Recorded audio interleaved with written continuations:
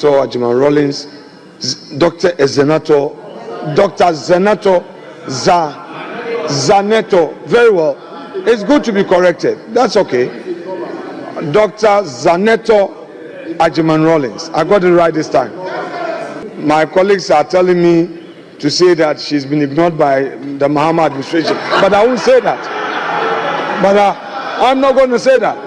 Mr. Speaker, Dr. Zenator Rawlins, Dr. Zenator, Dr. Zenator, Zenator. Very well. It's good to be corrected. That's okay. Dr. Zenator Rawlins. I got it right this time. My colleagues are telling me to say that she's been ignored by the Mahama administration, but I won't say that. But I'm not going to say that. Mr. Speaker, let's take it step by step. So when did you submit your thesis to UPSA? Which date did you submit your thesis to UPSA? The submission date, unless I check, but I can assure you that don't worry, I would take it that would come back if you want to come back. no, leader. Well, leader, Okay. with all due respect, let's abide by the rules. If a question is asked, kindly allow the witness to place the answer on record. Then you can follow up with another question.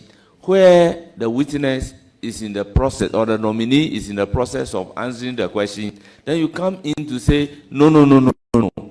Honorable leader, with all due respect, I do not think that is the way we should go. So kindly allow the witness to place the answer on record so that the clerks will be able to pick the answer on the record. Then you can follow up. Thank you very much.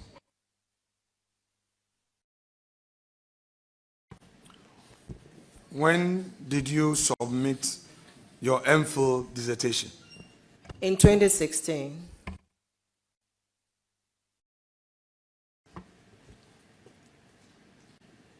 Your MPhil program at UPSA, when did it start and when did it end?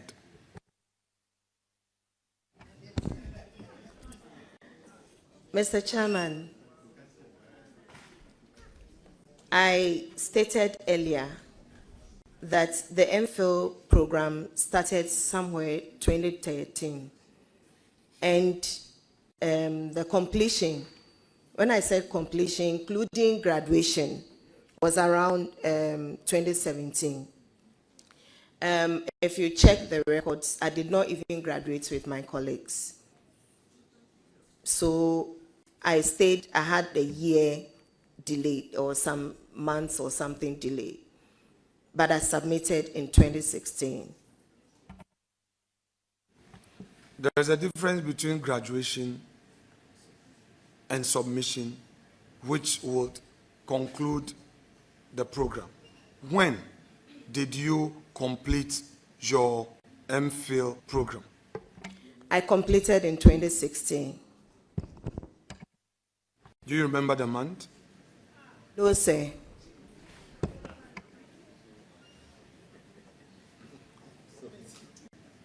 Now, honorable colleague, let's go to your PhD.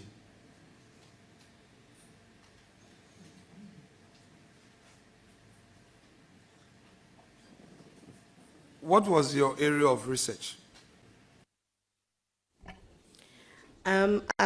I was at the Institute of African Studies, and I looked at the relationship between traditional and local authorities in the management of natural resources. And I had a case study of beaches in Accra. Can you elaborate on the subject area? Thank you, Mr. Chair. It was basically looking at the commoditization of beaches. And so we all know that aside the beauty or the recreational value of beaches or natural resources, there's the commercial aspect of it. So basically looking at the challenges in managing natural resources, whether it's traditional authorities or the conflicts that emanates from the management of natural resources, such as the beaches. When you say natural resources such as the beaches, management of natural resources such as, I mean, so your research, what did you eventually uncover in terms of the natural resources that you're referring to? I just want you to situate it in a manner that the ordinary person would appreciate exactly what you did. So it's a qualitative study that sought the perceptions of people in terms of how beaches are managed, and then also the commercial value of it, the challenges that comes out of it, and then the possible balance in terms of how the beaches can be managed to elicit the best out of it in terms of value to the nation. And then the people who are the custodians of it, how the various stakeholders and players in the field can collaborate. Have you shared the outcome of your work with the tourism authority or the various assemblies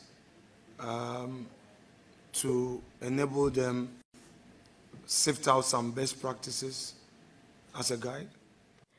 Thank you, Mr. Chair. I've not had opportunity yet. I clearly recollect that I was in Parliament when I had to prepare for my Viva.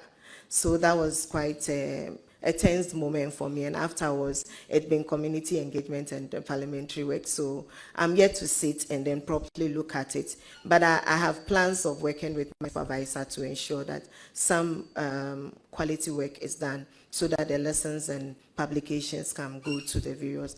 I'll look at the tourism minister, sit with her, look at some of lessons and how best she can inculcate them, and we can learn. When you say you sit with your supervisor to ensure that some quality work is done, what exactly do you mean? We have plans of doing some joint publications, and so I'll lean on that. Thank you. Please, let's go to page 2 of your CV.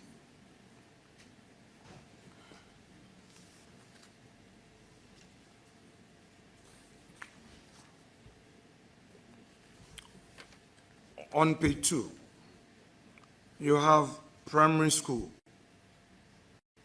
Teshin Estate Preparatory School, 1981 to 1986.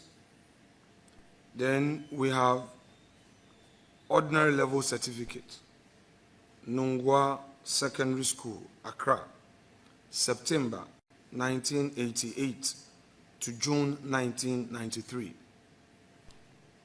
I presume you did a common entrance? No, sir. Okay. So explain to us, from primary school,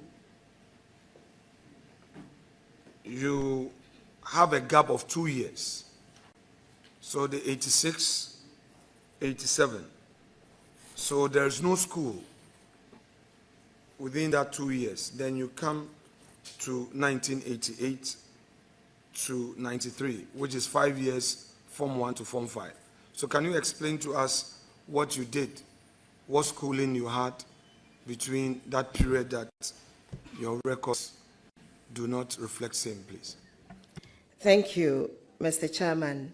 Within that 2-year period, there was the new system, which is the JHS.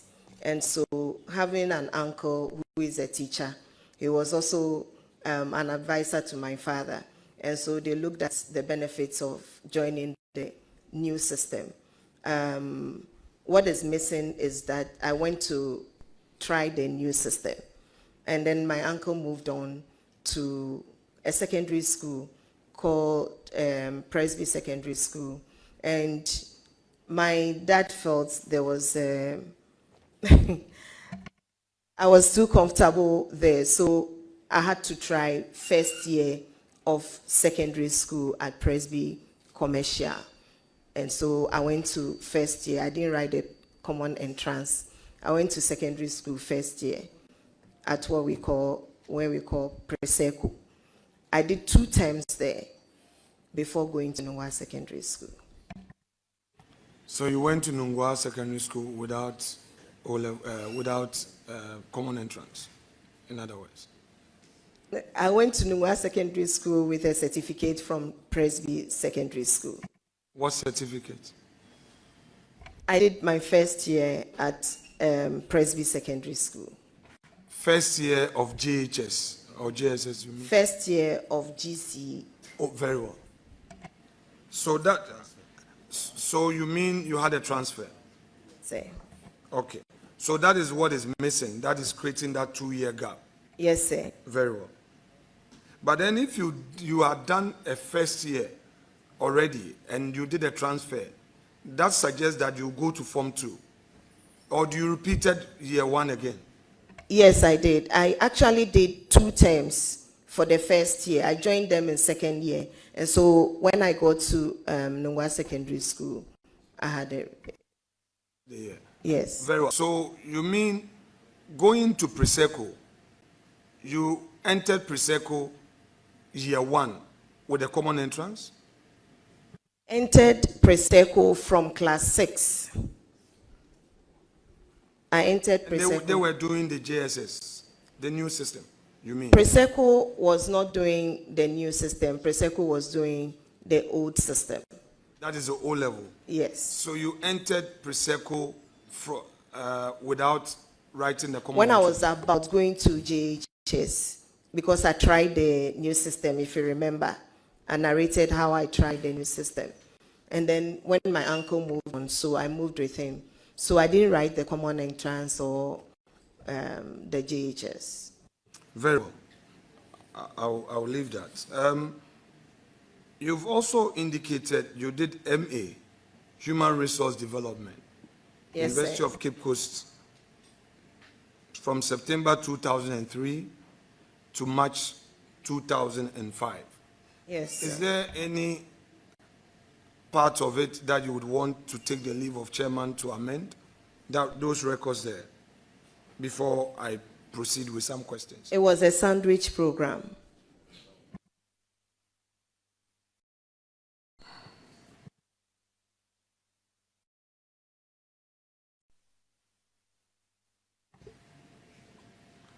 When did you graduate?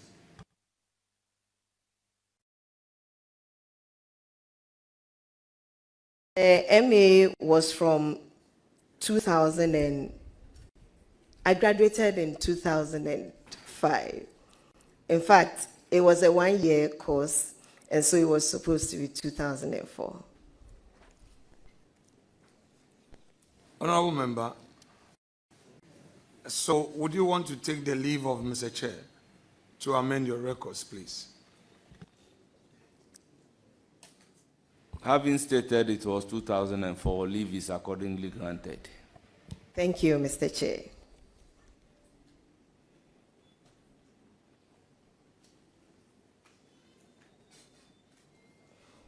Now, you indicated earlier that as General Secretary of NALAG, it was a full-time employment.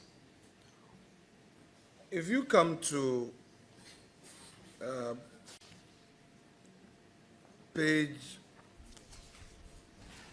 3, where, excuse me, not page 3, sorry, you talked about your leadership, page 8. So let's reconcile page 3 and page 8. You also indicate there that you were